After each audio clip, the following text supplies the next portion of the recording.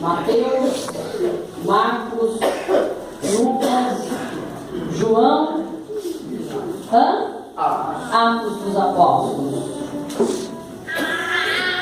Atos dos Apóstolos, capítulo de número 9, versículo de número 25. Amém? Amém.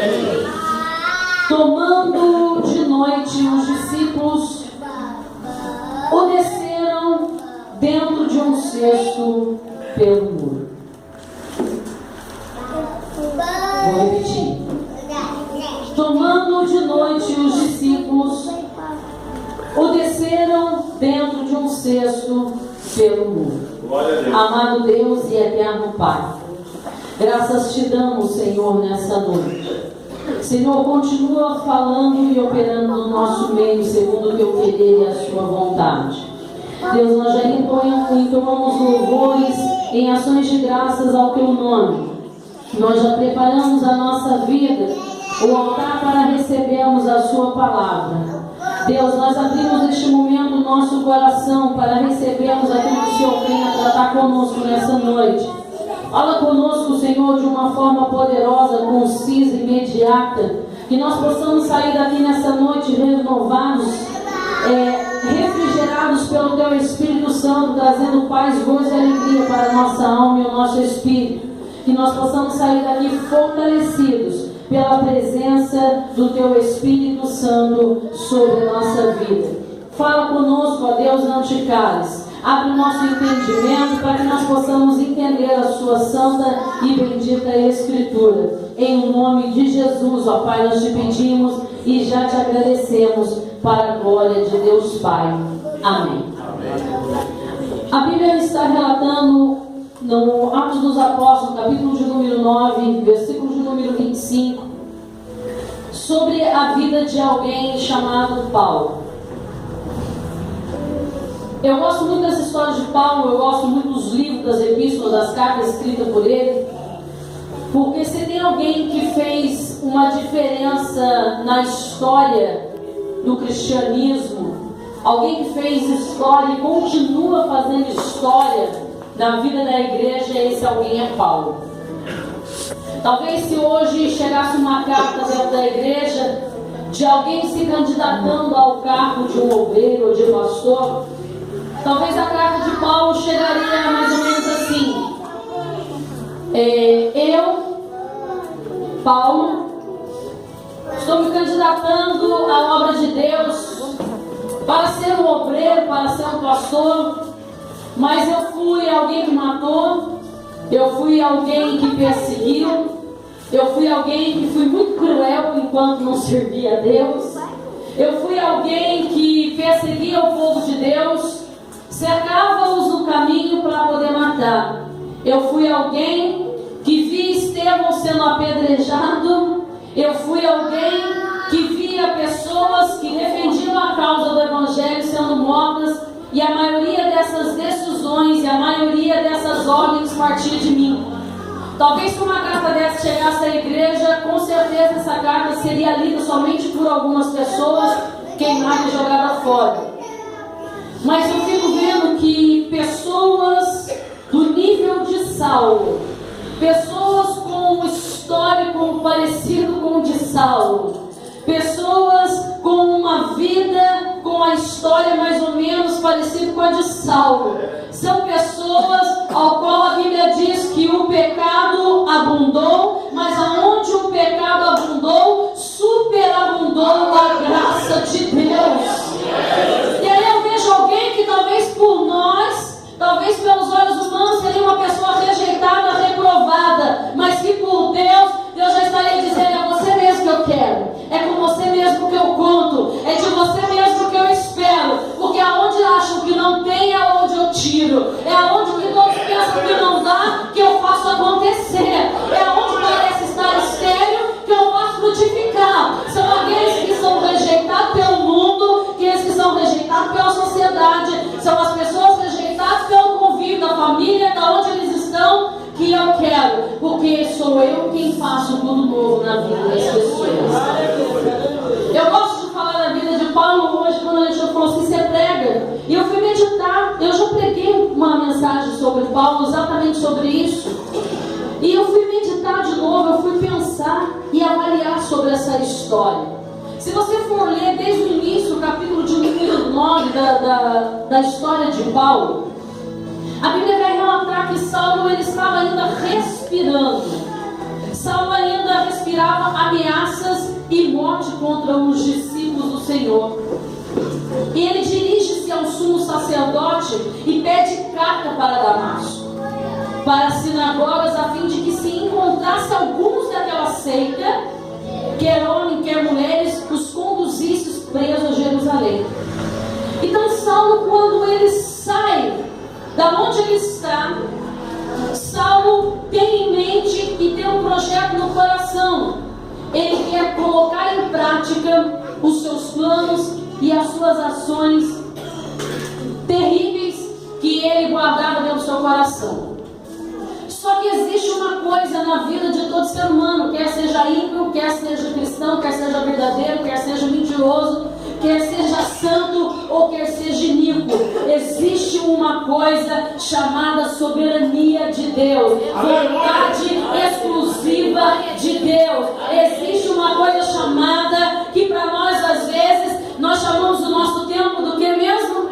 Cronos. E nós chamamos o tempo de Deus? Kairos. E nós não entendemos que existe um Kairos de Deus para a vida de todo mundo.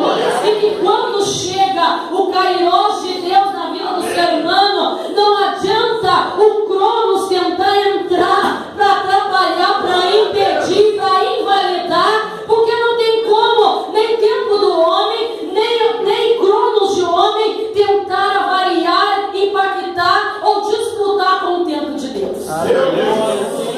E o tempo de Deus chega na vida de todo ser humano. Glória. E o tempo de Deus, ou ele chega para fazer justiça, ou ele chega para cobrar, ou ele chega para amenizar, ou ele chega para abençoar, ou ele chega para matar, ou ele chega para sarar, ou ele chega para curar, ou ele chega para ferir e deixar doente.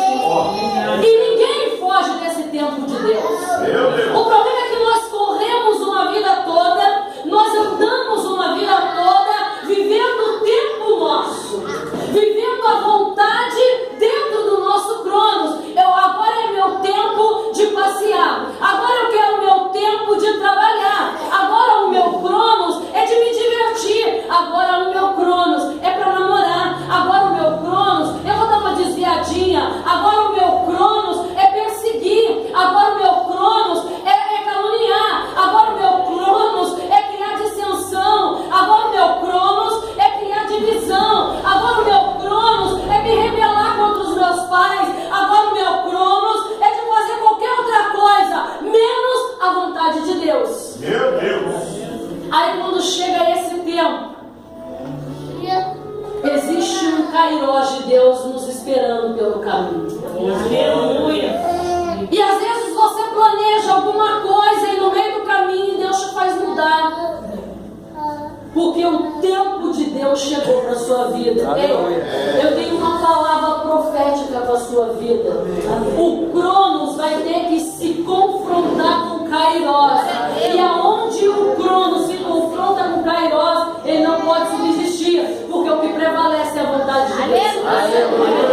Você pode fazer o que você quiser. Você pode tentar ir para onde você quiser. Você pode sair daqui e congregar em São Sebastião, na Ilha Bela. Você pode sair daqui e não congregar mais. Você pode namorar no mundo dentro da igreja. Mas o que Deus estabeleceu para a tua vida está chegando. E a hora que chegar, você vai ter que perder essa visão natural. A história de Saulo para se tornar Paulo é algo muito lindo. Glória a Deus. Porque quando nós projetamos algo no nosso coração e falamos, hoje o tempo está propício para isso. Aleluia. Você já viu quando está na época de temporada, calor, que sai aquele sol bonito, você fala, o tempo hoje está propício para uma praia.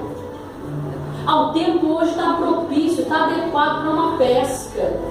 O tempo hoje está ótimo para a gente dar uma passeada na avenida da praia.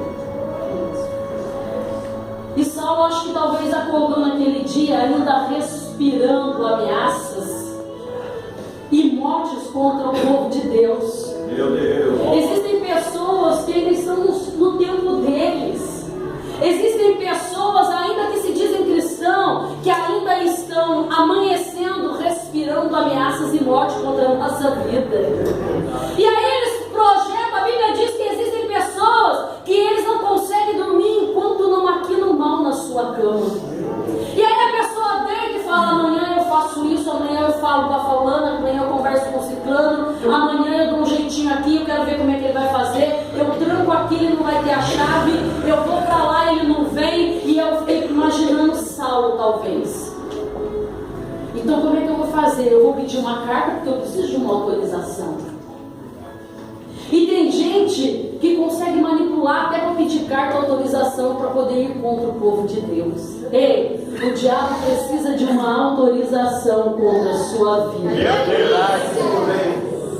Ainda que ele tente, ele precisa de uma autorização. Saulo precisou de uma autorização de alguém maior que ele. Mas o que eu quero profetizar para a tua vida, segundo a palavra de Deus, é que ainda que exista alguém maior que você, que autorize algo contra a tua vida, ou que autorize a conspiração contra a tua vida, existe uma voz acima de todos, que se ele não autorizar, ninguém te toca, ninguém te fere, ninguém te apaga, ninguém te enterra e ninguém destrói a tua vida.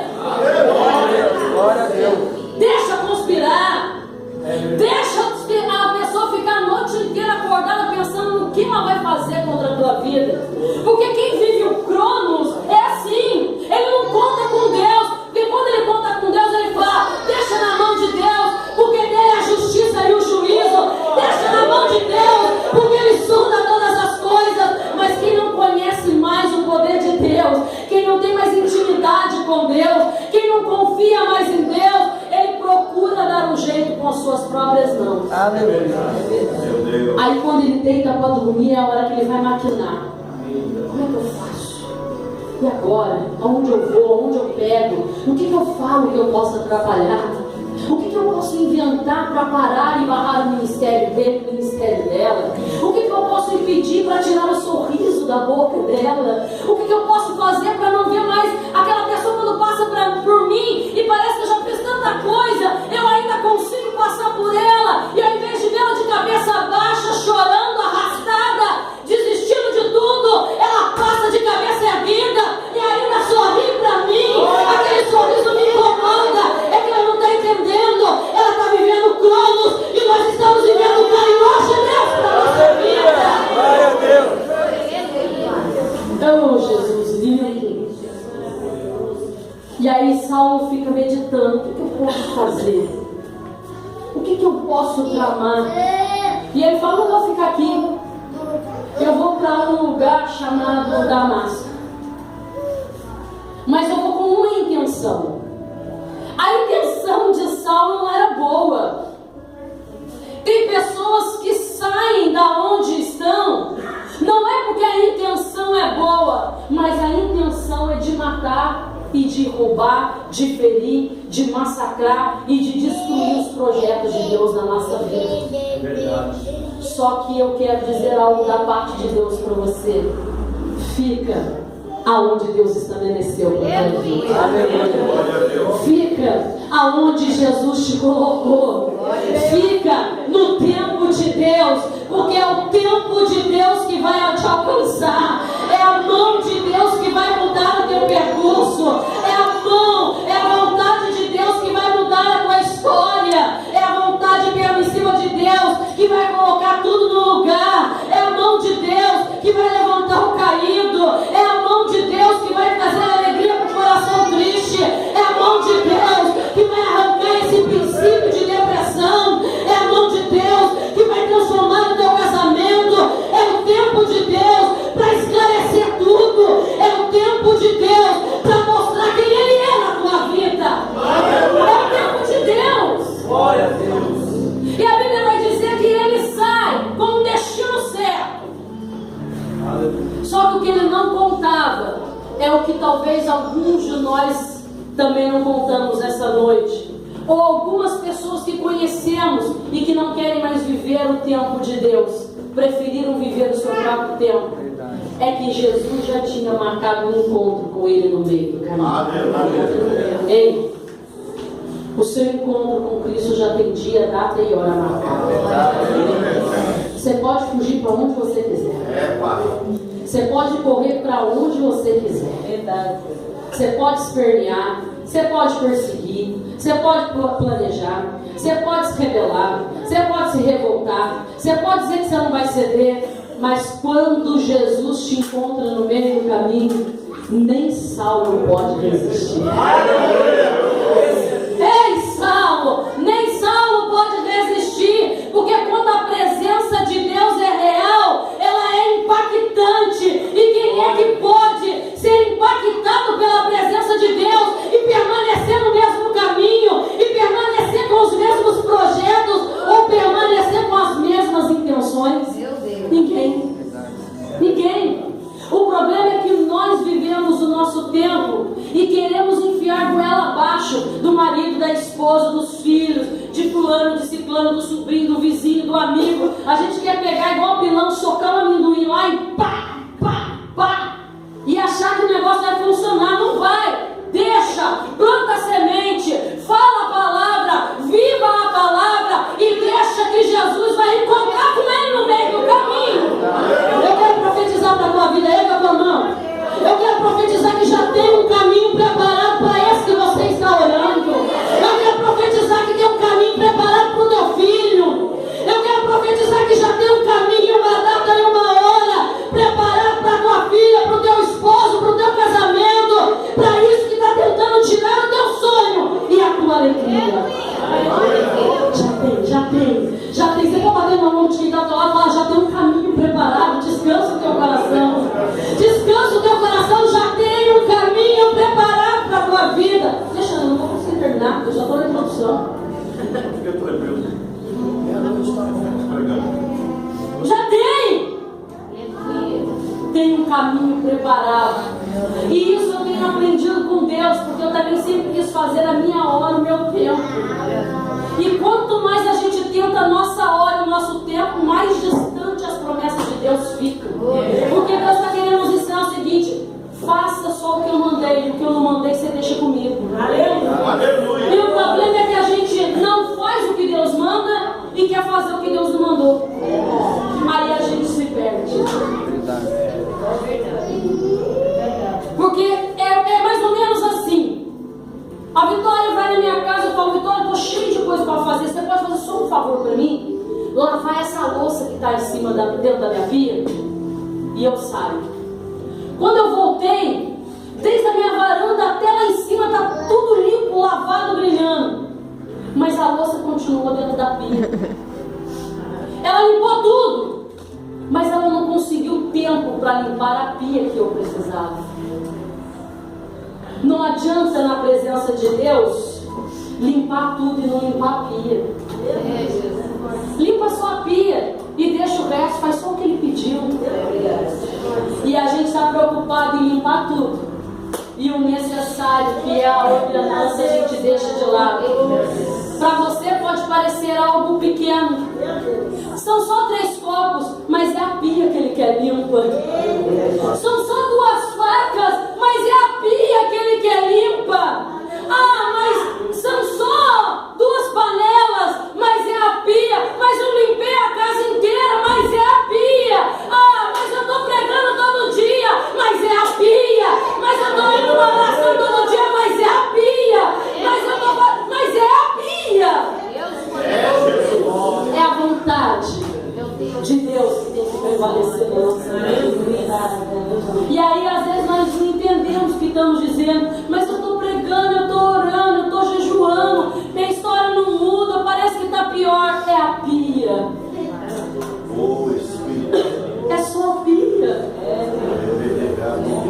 É só a pia. Quando chega no meio do caminho, eu fico imaginando o impacto da presença de Deus. Aquele homem vem e literalmente ele cai do cavalo. Ei, além de ter um caminho preparado por Deus, tem um cavalo que vai te derrubar se você não quiser abrir o olho sozinho. E existem pessoas que quando cai do cavalo, quebra a clavícula, quebra a perna. Tem gente que eu já vi pessoas ter até traumatismo craniano. Não espera o cavalo te derrubar, não. Não espera, não. Escuta enquanto é o tempo de Deus. Tem um caminho e tem um cavalo. Eu vou repetir, tem um caminho e tem um cavalo.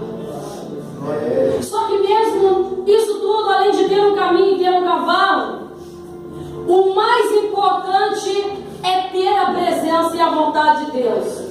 Se você cair do cavalo e tiver um caminho, porque foi Deus quem colocou, tudo bem, é Ele que vai mudar a tua história e vai te levantar do chão. Mas se o tempo, se o caminho e o cavalo não for preparado por Deus, cuidado que você pode não se levantar mais. Esse é o perigo. É que quando achamos que o caminho e o cavalo é de Deus e na verdade não é. Ah, mas é Deus. Não, não é. O caminho é parecido, o cavalo é quase igual, mas Deus não é.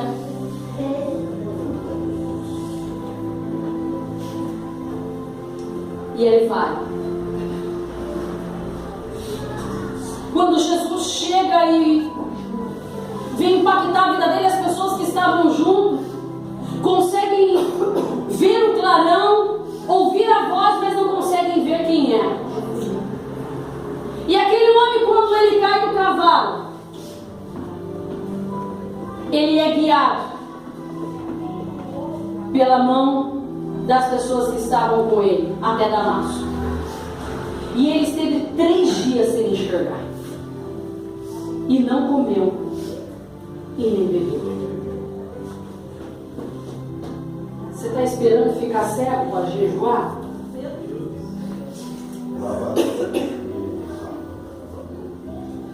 Porque tem gente que só deixa de comer quando está com angústia profunda de alma. Fica sem comer por alegria e amor a Deus, que daí você não vai precisar ficar sem comer por causa das aflições e dos problemas. Tem gente que ao contrário fala assim: eu não posso ficar nervosa que eu como o banho inteiro. Jejum, porque quando você ficar nervoso ou nervosa, você já vai ter matado a sua carne, você não vai comer o banho inteiro, você vai comer só um bifinho dele. Né, Dani? Porque eu era assim, eu ficava nervosa, eu comia a geladeira inteira. Verdade. Tudo! Parecia um esmeril, a ferrugem do litoral, que se abriu uma brechinha, choveu, molhou, quando chegar no outro dia, corroeu a geladeira inteira. E esse homem vai para Damasco, coloca ele na casa de alguém. Como era o nome do homem que é uma casa que ele se hospedou mesmo? Ananias.